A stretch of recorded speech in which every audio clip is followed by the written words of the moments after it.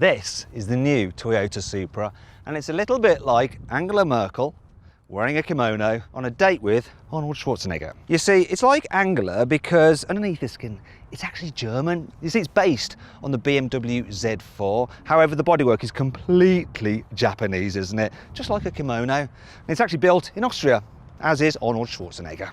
Now, the car starts from £53,000, but if you click on the pop-out banner, you can see how much you can save on a new car at CarWow. However, I bet you're more interested in whether this new Supra is better to drive than the BMW Z4 on which it's based. Well, to find out, the first thing I'm going to do is launch it. Now, I actually drove the Z4 the other week and I timed it from 0 to 60 in 4.5 seconds. So, that's the time this Supra has to beat. I'm going to put it into sports mode. I'm going to put the traction into sports mode. Got my specialist timing gear up here. Got my left foot on the brake. Throw the throttle. Launch control active. Go. Oh, come on, come on. Oh, yes. There we go. Right. Good job it did it quickly because I was running out of space there. There's a fence. Okay, so it did 0 to 60 in 4.4 seconds. So yeah, it beat the BMW. Now you're probably wondering what it'll do the standing quarter mile in. Well, I clearly haven't got the room here, but later on I'm going to take the car on track and time it. Let's start this review by talking about the Supra's design, because when I first saw this car I was like, oh my god, what the heck have they done? But actually, here in the sunshine, I've changed my mind. Yeah, I'm a little bit fickle like that. You see the front, it reminds me of the Mark IV Supra. There's lots of kind of swooshes and creases about the place. I really like the headlamp clusters. They've got like little red flashes in them, that's really cool. Now from the side profile, this car is supposed to mimic the Toyota 2000 GT from the 1960s. If you don't know what that looks like, here's a pic of it now. Now there is no denying that this is very Japanese in its design. The only thing that isn't are the door mirrors, because they are from the BMW Z4. I do like how you have these black side skirts, they look cool, but I absolutely adore these standard 19-inch alloys. They look amazing. The only bit of the car I'm really not too sure about is this section here, the rear haunches. It's like it's got fat, flabby hips, a bit like Kim Kardashian, probably in about 10 years' time, or maybe 10 months' time. Anyway, the back though, can't fault the back. The back of this car is absolutely gorgeous. I mean, look at it. What a sweet ass this is. Love the ducktail spoiler like that. And the rear diffuser. The way you have a little fog light, like the rain lights that you get on Formula One cars. The only thing I don't really like is this, look. This Toyota badge there above the Supra. It's just, why did they put that on there? I really don't know. Like the fact you've got real exhaust pipes, which are quite big. I'll illustrate that now with the new CarWow bottles of truth test. So yeah. See, they fit. Isn't that awesome? And so too is the exterior design, if you ask me. Now, it is pretty wild, whereas inside, it's a bit of a different story. This new Supra is all rather sensible, unlike me. Yeah, it was a bit stupid. Yeah, like I was saying, it's all quite calm and reserved. You can definitely feel a Germanic influence, especially because a lot of the buttons and stuff are from a BMW. So these buttons here for the radio, from a BMW, the climate control system from a BMW, this twiddly knob here and all the buttons here from a BMW, the steering wheel also from a BMW and all the switches on it, the gear shifter paddles, the stalks on the steering column, the door handles, switches here and here, BMW, and the light switches here, BMW. Yes. So that's good though, because normally with the Toyota, the insides are just bonkers. They have buttons all over the place just randomly. So that is good. And I do actually like the design. It's nice and simple, very clean, not bad at all. The quality is pretty good in here as well. That's another BMW influence. So lots of squidgy materials here. Here we've got a stitched dash. I like the fact that all the lower down panels as well, they're padded, and not to make the car feel posh. They're padded because you might end up banging your knees off them when you're actually going around corners really quickly. That's a really cool feature that they've done that. But yeah, I am feeling the BMW vibes. The rear view mirror is BMW as well. It's even got the little sensor for gesture controls, but this car doesn't have it. And that brings me onto the screen and this car's equipment list. As standard, the Toyota Supra gets a large infotainment screen with built-in satellite navigation, There's also a digital driver's display as well. Full LED adaptive headlights, adaptive cruise control, and a load of safety kit that is too boring to mention right here. A 10-speaker sound system with Boy Racer pleasing grille covers. A reversing camera, Alcantara sport seats with electric operation. Plus an active rear differential and adaptive suspension. If you pay an extra £1,300, you can upgrade to the Supra Pro, which is what this red car is. You then get full leather seats, an upgraded JBL stereo with 2 extra speakers, wireless charging for your mobile phone, and the most useful addition of all, a heads-up display which can show things like the speed limit, your speed, and navigation directions, and I think it's really useful if you're going to be using this car as a daily driver. Finally, there's this A90 edition, which is an extra £3,000, and you get matte grey paint, black alloy wheels, and a red leather interior, which is rather nice. Unfortunately, this is a limited edition and they're all sold out for now. I was given a choice of which car to review, either the red one or the yellow one, and I wasn't sure, so I went onto my Instagram account at Matt Watson Cars and did a story with a poll, and it was close, but you guys chose the red one. So I'll continue the review with this car here.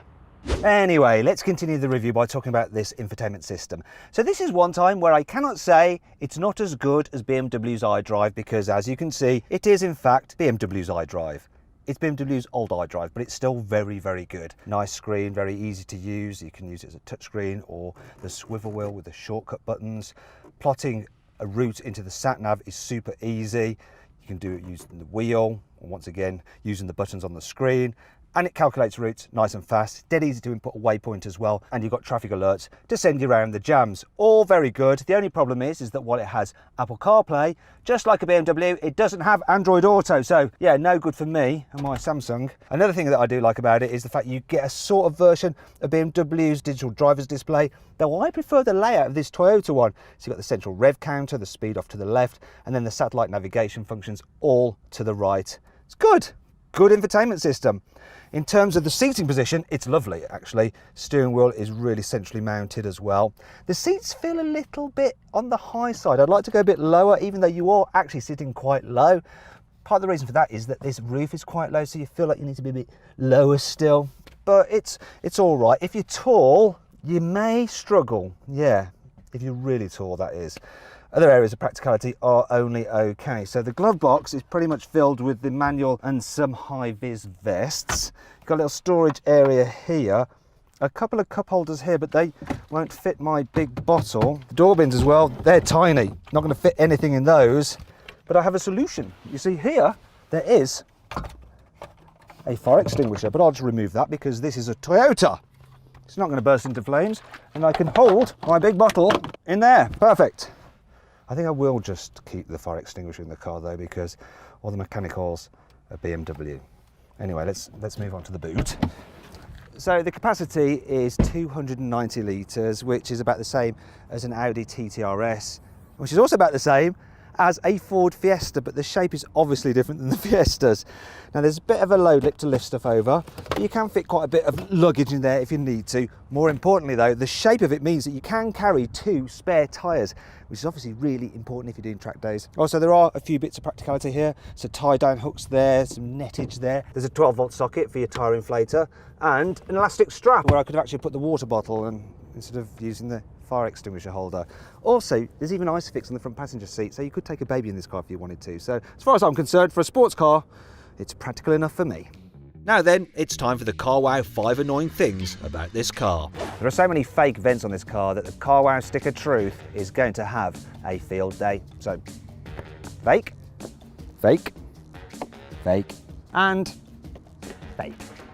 There's no release for the boot right here where you need it at the boot. You can only open it using the key or by pressing a button inside the cabin.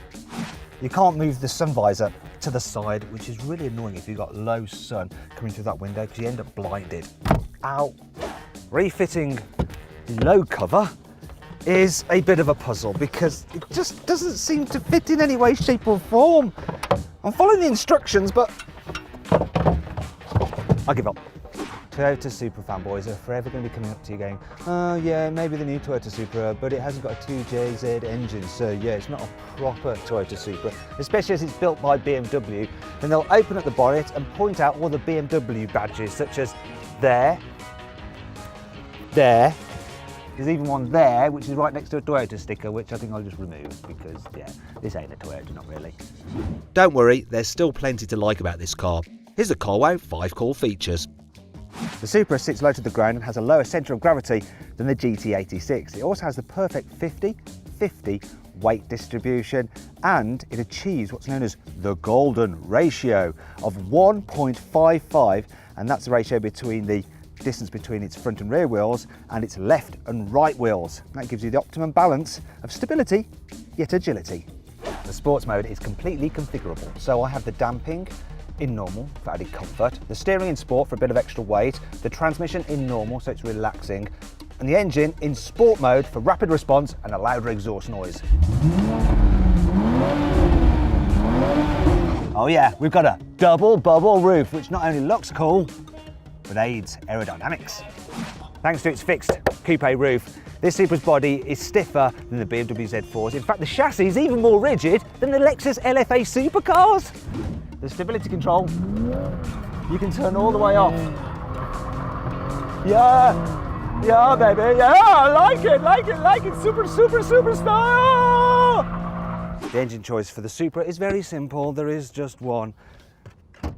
Ah, look at that, the bonnet release is a double pull, just like on BMWs. Actually, the engine is just like on BMWs because it's BMW's 3-litre straight-six twin-scroll turbo. It produces 340 horsepower, has 550 newton meters of torque, and it powers the rear wheels only via an 8-speed automatic gearbox as standard. Yes, that's right, there is no manual version of the Supra. Boo! Now it's time to see what this Toyota Supra is like to drive.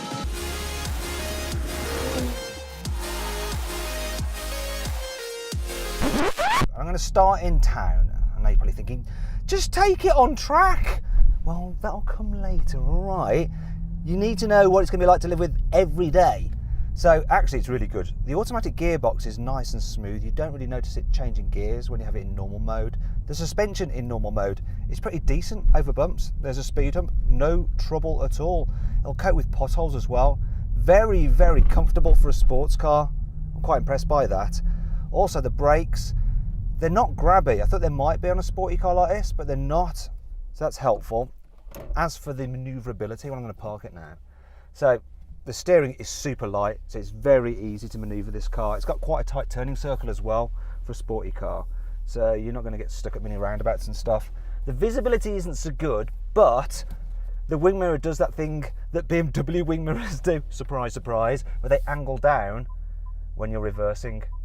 You are going to be relying on the parking sensors and the camera to get the car into space, but it is actually super, super easy. I mean, look at that. 2 moves, not sticking out too far. That, ladies and gentlemen, is a result. Anyway, let's get out of town, drive this thing a little bit faster. This new Supra is actually pretty good on the motorway as well. So I'm just cruising along at 90 kilometers an hour. And it's reasonably relaxing. The seats are supportive but not too firm. There's not much wind noise at all. Get a little bit of tyre noise, but that's about it. It seems quieter slightly than the BMW Z4 because obviously that's got a fabric roof. But what happens if you need to overtake? So like I said, I'm doing 90. The gearbox is in normal mode and in 8th gear. I'm just going to floor it. And already I'm at that Vectra's chuff. Look at that, I think I gave him a bit of a shock. He wants to get the heck out of the way. This thing pulls, it really pulls. Oh, that's illegal. Back off now. Yes, good performance and good response from the gearbox, even just in normal drive. What really matters is how this new Supra drives on a twisty road, and I've found one, so I'm going to put the car into sports mode, so everything is in maximum attack. The first thing I notice is the gearbox. So now it's keen to hold on to gears and will rev out. Also, when it changes gears, you get like a thump in the back, which I'm sure that has just been added in for effect, and I like the effect. And as for the chassis balance, it's really good. So it's quite a predictable, easy car to drive fast. I think Toyota's engineers have done a good job with this car because it's a really well-rounded sports car. Yeah, I know, all the hardware is BMW, but who cares what Supra fanboys say? You know, yes, so what? Most of it's BMW, but why not just think of it as a Z4 M Coupe? There's absolutely nothing wrong with that. Anyway, there's one last place we need to try this car out.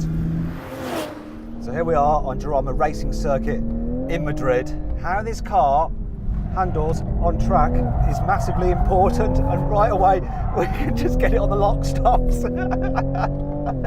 So yeah, from the first corner, I'm liking it already. Now this car spent years being developed on the Nürburgring, and it was actually signed off by Mr. Toyota on the Nürburgring, so it should be good for track days. There is a bit of roll through the corners to let you know what the car's doing, but not too much. One thing you really appreciate is that engine. The mid-range power of this engine is so good, and you can just like get the back end out and then just slide it for days. You know, it's very easy to do. Another thing worth mentioning are the brakes. The brakes do a great job of just... Oh!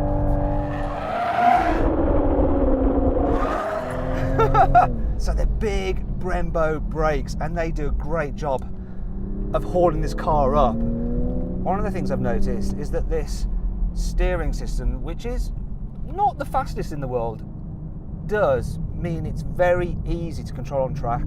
Just feels right, not too skittish. You know exactly what the car's doing, and it points it quick enough where you want to go. I really do think that Toyota have built a nice, fun handling car that you can just mess around with when you want to. I love it. Well done, Toyota. The final thing for me to do in this new Supra is to set a standing quarter mile launch time. So I have the start finish straight ahead of me. I've got my specialist timing gear here. We're going to do it. See what it does.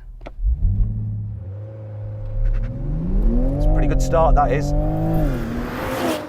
Feels strong. What's it going to put in? Come on. Give me a good time. Is it there? There we go. Oh. So, this car did the standing quarter mile in 12.5 seconds. Now let's just check out the 0 to 60. So it did 0 to 60 in 4 seconds dead. And that means that a red Supra is faster than a yellow Supra. That obviously has nothing to do with the improved traction of a racing circuit. No, not at all. Make sure you pick the right colour then.